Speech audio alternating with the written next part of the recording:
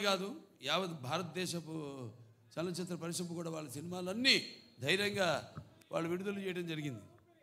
ఇవాళ మళ్ళీ అఖండ తాండవంతో మేము ముందుకు వస్తున్నాం. చూసాక పాట ఎలా ఉంది?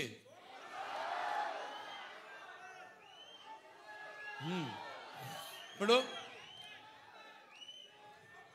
అంటే సినిమా పాట ఐటమ్ సాంగ్ కాదు ఇది. ఈ సినిమాలో ఈ పాట అనేది ఒక మంచి కుటుంబం వాళ్ళు జరుపుకుంటున్న ఒక పండగలో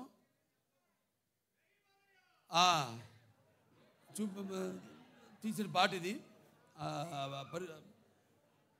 సో ఈ సినిమా చూస్తారు మీరు. ఈ పాటే కాదు, సినిమాలో మా సంయుక్త మెనన్ ఆవిడ పాత్రను చూస్తారు మీరు.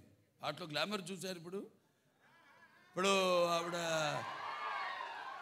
రేపు సినిమాలో ఆవిడ పాత్ర ఎంత అద్భుతంగా ఆ పాత్రకు అంటే మన దర్శకులు బోయపాటి శ్రీను గారు మరి ముత్యాలు ఏటుపాలుగా దొరికితే చూడడానికి ఎంత అందంగా ఉంటాయో అంత అందంగా నటినట్టు నుంచి భావాల్ని రాబట్టగలిగిన దర్శకుడు మా బోయపాటి శ్రీను గారు.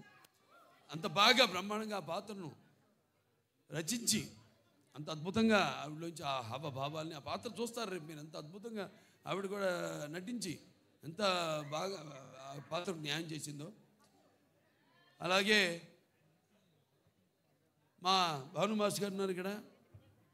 ఏది మన అక్కడ జయపాలయ్య పాట, ఇప్పుడు మళ్ళీ ఈ పాట చాలా అద్భుతంగా ఆయన కంపోజ్ చేయడం జరిగింది. మూమెంట్స్ అన్నీ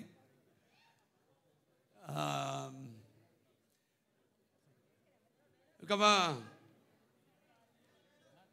మ్యూజిక్ డైరెక్టర్ నందమూరి తమన్ నాకు చెప్పక్కర్లేదు, అది ఆయనే చెప్తాడు. ఆయన చెప్తేనే బాగుంటుంది. ఆయన గురించి ఆయనే చెప్పుకుంటే బాగుంటుంది. ఎందుకంటే పూర్వకాలం ఇప్పటికీ పాపం నిద్రలేని రాత్రులు ఎన్ని గడుపుతున్నాడు. అదే ఒక సమిష్టి కృషి. ఒక సినిమా అంటే ఒక రెండు చేతులు కలిస్తేనే చప్పుడవుతుంది, శబ్దం వస్తుంది. అలాగే అందరి ఈ కలయిక ఈ చూస్తారు రేపు సినిమా చూశాక మళ్ళీ మాట్లాడతాను మీతో ఆ సినిమా గురించి, అక్కడ తాండవం గురించి. అంటే శివుడి ఆజ్ఞ లేనిదే చీమ కూడా కొట్టదంటారు. అటువంటిది ఈ సినిమాలో ఎవరి ఆజ్ఞతో ఏం జరుగుతుందో ఈ సినిమాలు రేపు మీరు చూస్తారు మీరు. అలాగే కాశర శ్యామ్ గారు ఎంతో బాగా రాశారు పాటని.